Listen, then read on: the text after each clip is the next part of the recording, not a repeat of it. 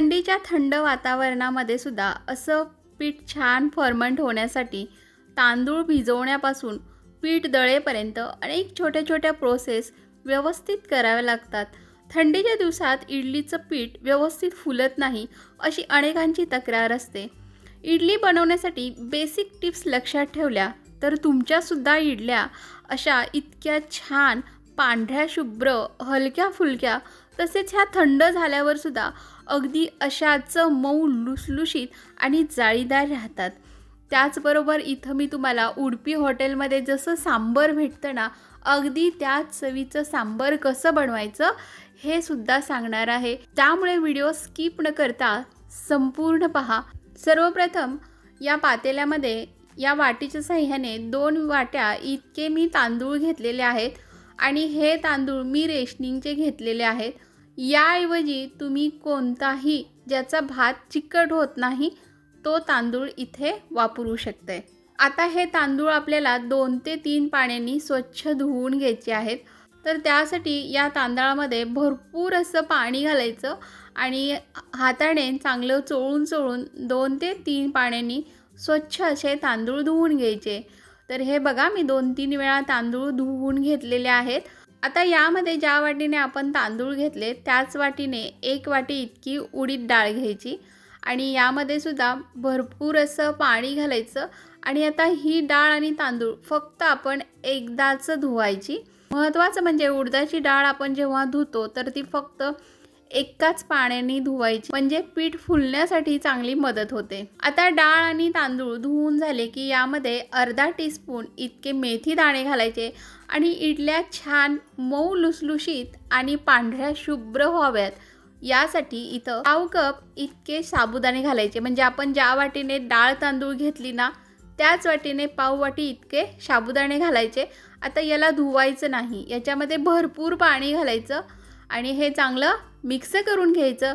याच्यावर झाकण ठेवून हे कमीत कमी 4 ते 5 तास भिजण्यासाठी बाजूला ठेवायचं। 4 ते 5 तासांनी बघा डाळ तांदूळ अगदी मस्त भिजले गेलेले आहेत।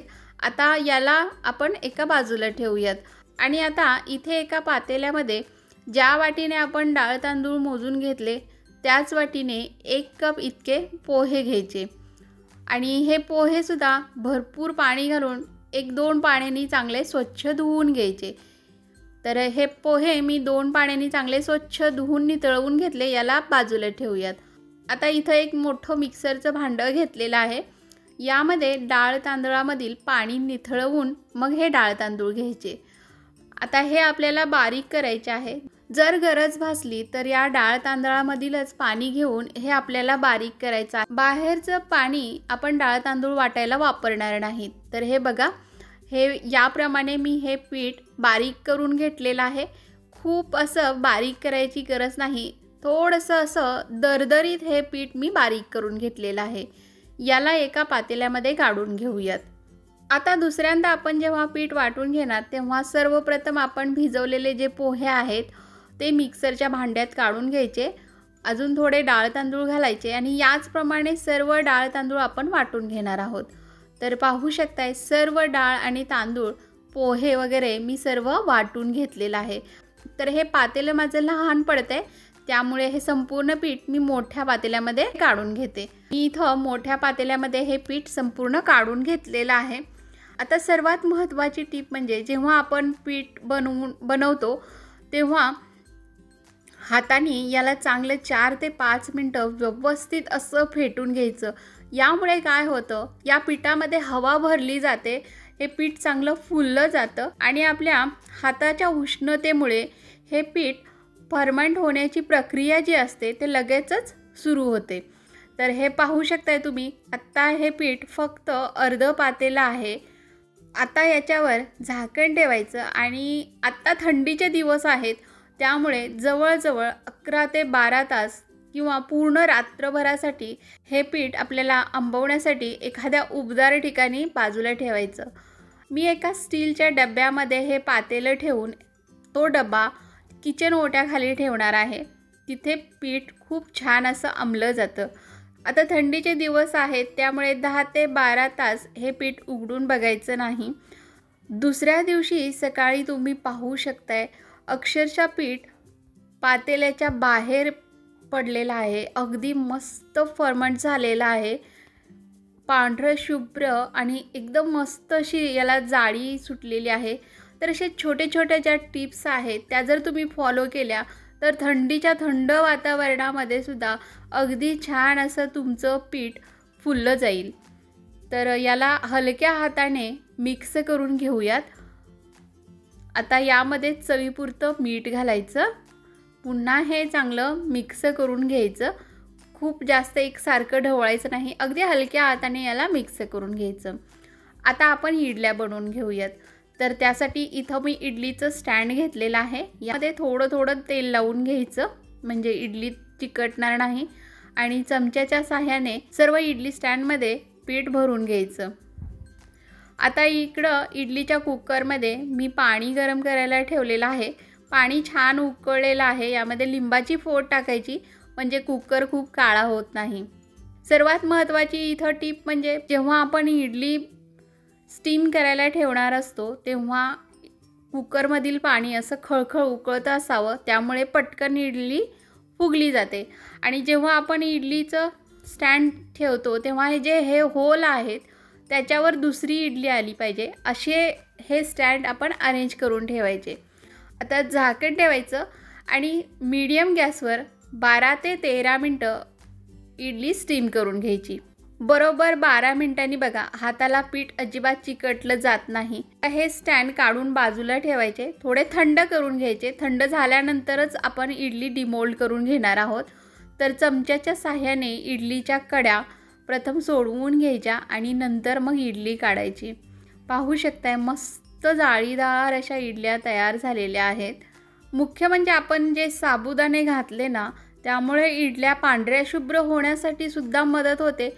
शिवाय अगदी दुसऱ्या दिवसापर्यंत म्हटलं तरीसुद्धा ह्या अशाच मऊसूद आणि जाळीदार राहतात.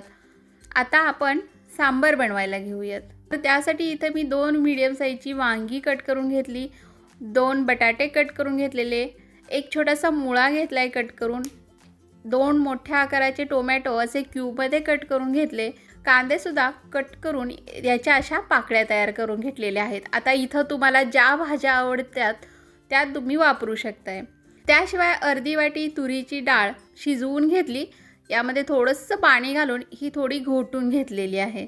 या डाळीमध्ये मी काहीही वापरलेलं नाही. पॅनमध्ये तेल गरम करून घेतलं. तेल गरम झाले की याच्यावर अर्धा चमचा उडीद डाळ, अर्धा चमचा चण्याची डाळ, पाव चमचा मेथी दाणा आणि 1 चमचाभर मोहरी घेतली आहे. याची फोडणी करून घ्यायची. फोडणी हलकीशी परतून झाली की याच्यावर कढीपत्ता घालायचा, कट केलेला कांदा घालायचा आणि कांदासुद्धा आपल्याला अगदी हलका सॉफ्ट होईपर्यंत परतून घ्यायचा. इथं कांदा खूप जास्त परतवून घ्यायचा नाही. कांदा चांगला सॉफ्ट परतून झाला की मग याच्यामध्ये टोमॅटो घालायचे आणि टोमॅटोसुद्धा हलकेसे मऊ होईपर्यंत परतून घ्यायचे. टोमॅटो मऊ झाले की याच्यामध्ये आपण चिरून घेतलेल्या ज्या भाज्या आहेत त्या संपूर्ण भाज्या घालायच्या. इथं तुम्हाला ज्या भाज्या आवडत नसतील त्या तुम्ही स्किप करू शकताय किंवा बिना भाजीचे सुद्धा सांबार तुम्ही बनवू शकताय. आता ह्या भाज्या तेलावरती 2 ते 3 मिनटं हाय फ्लेमवर चांगल्या परतून घ्यायच्या म्हणजे भाज्यांचा कच्चेपणा कमी होतो. भाज्या चांगल्या परतून झाल्या की याच्यामध्ये अर्धा चमचा हळद, पाव चमचा हिंग आणि 2 चमचे बेडगी मिरची पावडर घातली. चवीनुसार मीठ घालायचं आणि आता हे मसालेसुद्धा गॅस कमी करून 1-2 मिनटं चांगले परतून घ्यायचे. मसाले चांगले परतून झाले की मग गॅस कमीच ठेवायचा आणि कमी गॅसवर झाकण ठेवून ह्या भाज्या 6 ते 7 मिनटं वाफवून घ्यायच्या. मी 5 ते 6 मिनटं ह्या भाज्या शिजवून घेतलेल्या आहेत आणि भाज्यासुद्धा बघा 70 ते 80% अगदी छान अशा शिजलेल्या आहेत. आता इथे आपण तयार केलेला फ्रेश सांबर मसाला घालायचा. याची रेसिपी मी नुकतीच अपलोड केलेली आहे. त्याची लिंक खाली डिस्क्रिप्शन बॉक्समध्ये आहे, जाऊन नक्की चेक करा. यालासुद्धा भाज्यांबरोबर मिक्स करून घेऊयात. थोडा वेळ मिक्स झालं की मग याच्यामध्ये चिंचेचं पाणी घालायचं. मी लिंबा एवढी चिंच घेऊन त्याचं पाणी असं काढून घेतलेलं आहे. ते पाणी घातलं. 1 चमचाभर गूळ घातलेला आहे आणि घोटून घेतलेली संपूर्ण डाळ घातली. गरजेनुसार पाणी घालायचं. एकदा चांगलं मिक्स करून घ्यायचं आणि सांबराला छान अशी दणकून उकळी काढून घ्यायची. सांबार असं खळखळ उकळलं की मग गॅस कमी करायचा आणि कमी गॅस करून याच्यावर झाकण ठेवून सांबार पूर्णतः शिजवून घ्यायचं. तर हे सांबार बघा मी 10 ते 12 मिनटं चांगलं शिजवून घेतलेलं होतं. मस्त उडपी हॉटेलसारखं दाटसर असं सांबार तयार झालेलं आहे. तर आजची ही इडली आणि सांबारची रेसिपी तुम्हाला कशी वाटली कमेंट करून मला अवश्य कळवा.